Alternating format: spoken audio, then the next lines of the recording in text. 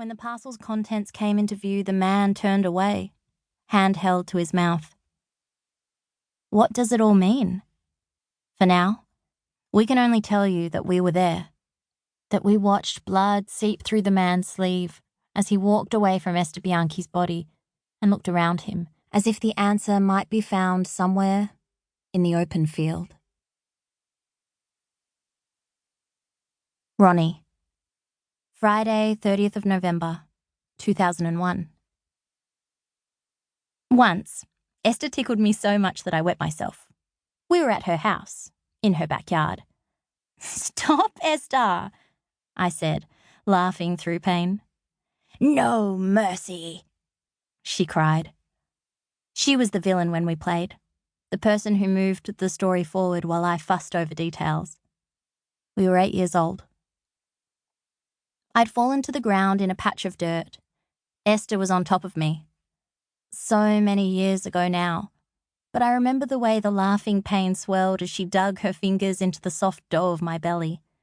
It went on and on, like when you jump in the deep end of the pool and you're waiting to reach the bottom so you can use it to push up to the surface.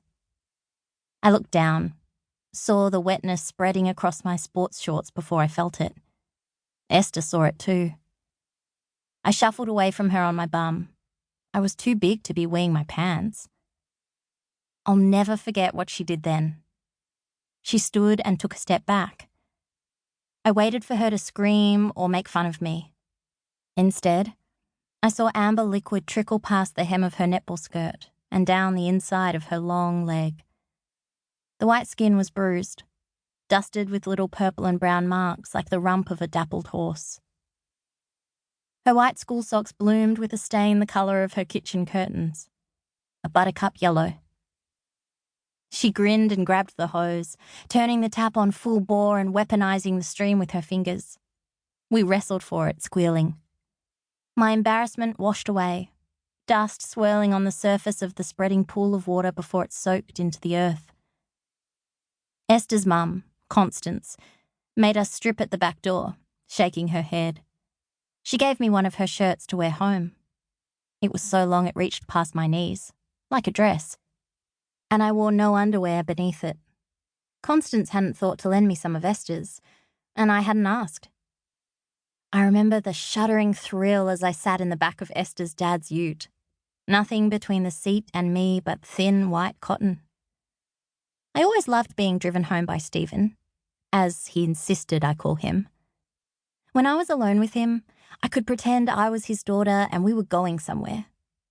He never talked that much, but he seemed to enjoy listening to me.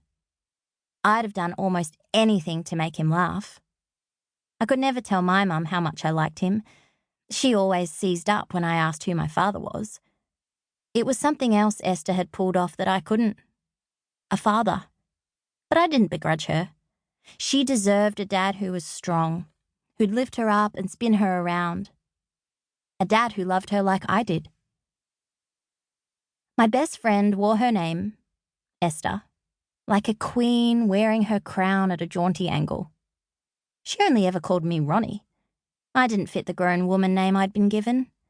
The glamorous syllables of Veronica had nothing to do with me. We were 12 years old when she went missing.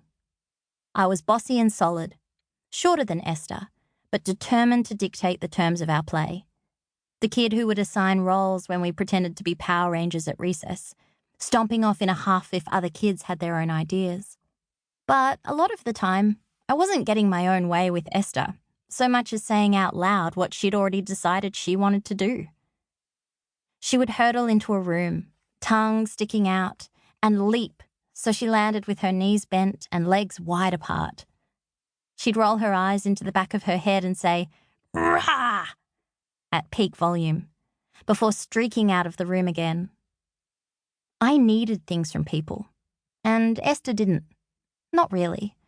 And I think that's why I was drawn to her. It was no surprise Esther's mum thought I was a bad influence. But anything cheeky and everything funny started with Esther. Sometimes I only had to look at her, from the corner of my eye at an assembly, in the changing room of the local pool.